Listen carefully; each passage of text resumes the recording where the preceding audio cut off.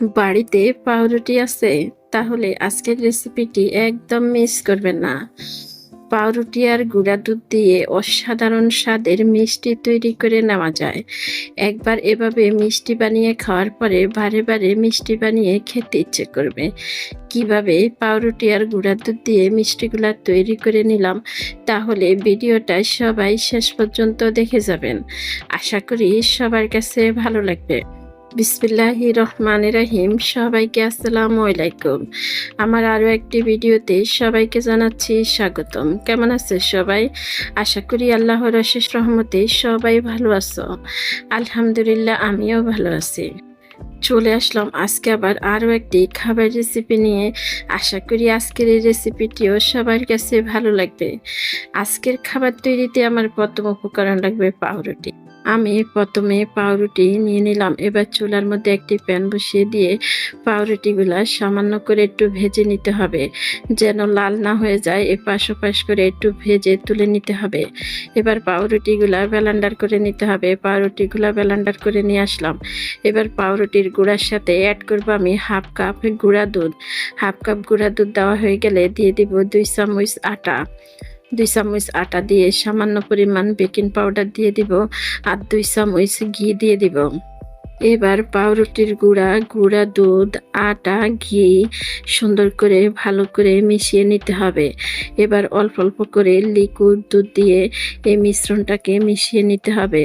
দুধটা একবারে দিব না, অল্প অল্প করে দুধটা দিয়ে এই মিশ্রণটা মিশিয়ে নিতে হবে। আমি এখানে 5 পিস পাউরুটি দিলাম। আপনারা চাইলে পাউরুটির পরিমাণটা বাড়িয়ে কমিয়ে দিতে পারেন।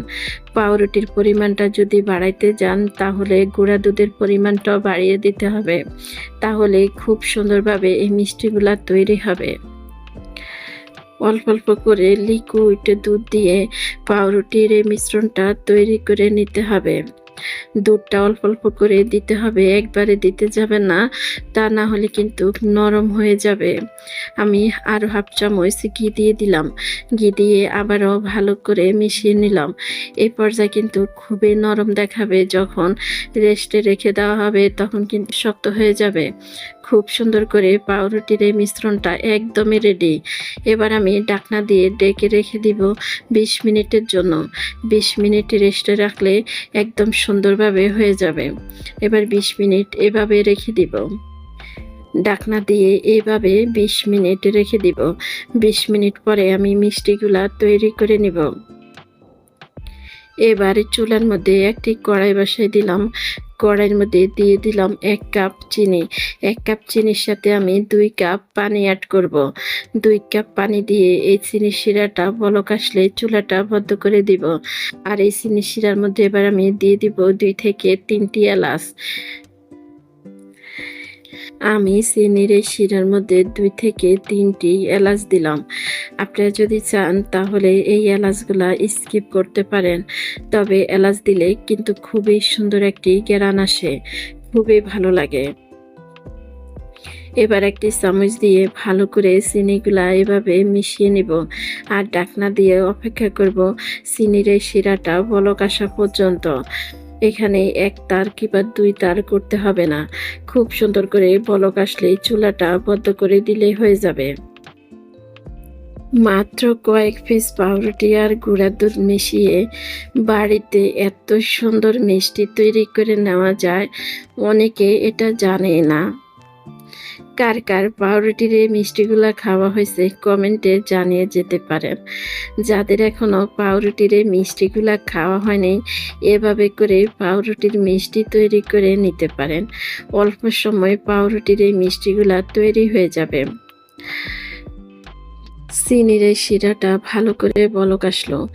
এবারে চুলাটাকে বন্ধ করে দিলাম। চুলাটা বন্ধ করে দিয়ে ঢাকনা দিয়ে ঢেকে রেখে দিলাম।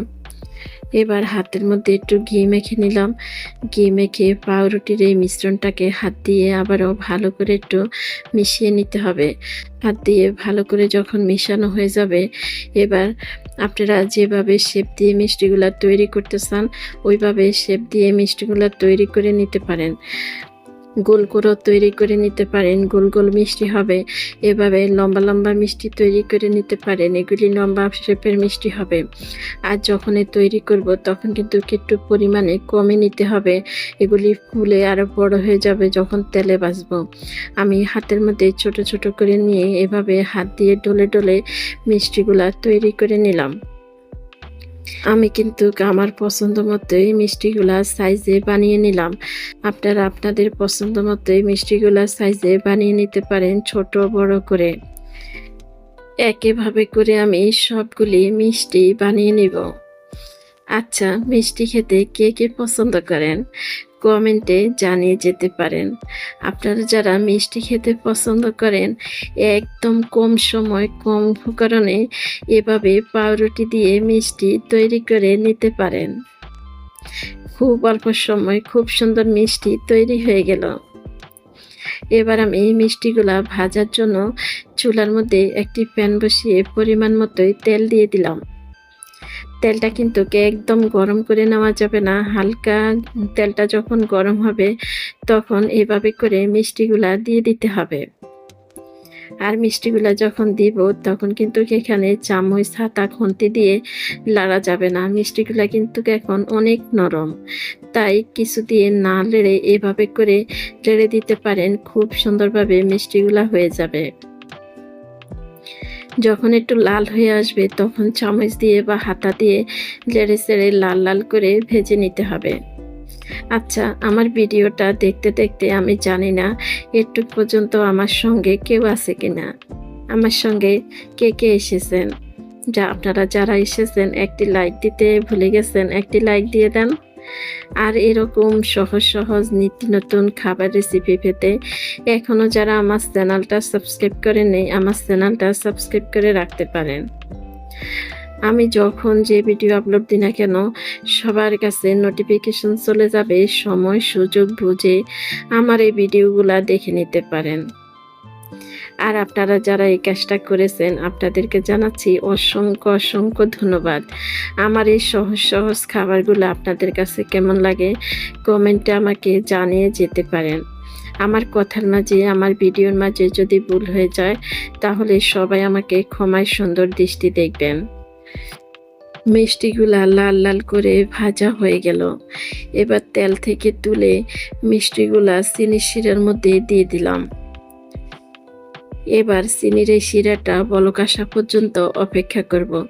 চিনির এই শিরাটা যখন বলক আসবে চুলাটা বন্ধ করে দিয়ে ঢাকনা দিয়ে ঢেকে রেখে দিব 2 থেকে 3 ঘন্টা পর্যন্ত। অল্প সময় তৈরি হয়ে গেল পাউরুটির দারুণ স্বাদের মিষ্টি। আজকের এই সহজ মিষ্টি রেসিপি সবার কাছে কেমন লাগলো কমেন্টে জানিয়ে যেতে পারেন। লাইক দিতে ভুলে গেছেন যারা একটি লাইক দিয়ে দিবেন। আজকের মতো এখানে বিদায় নিলাম। সবাই সুস্থ থাকবেন, ভালো থাকবেন। সবাইকে আল্লাহ হাফেজ, আসসালাম।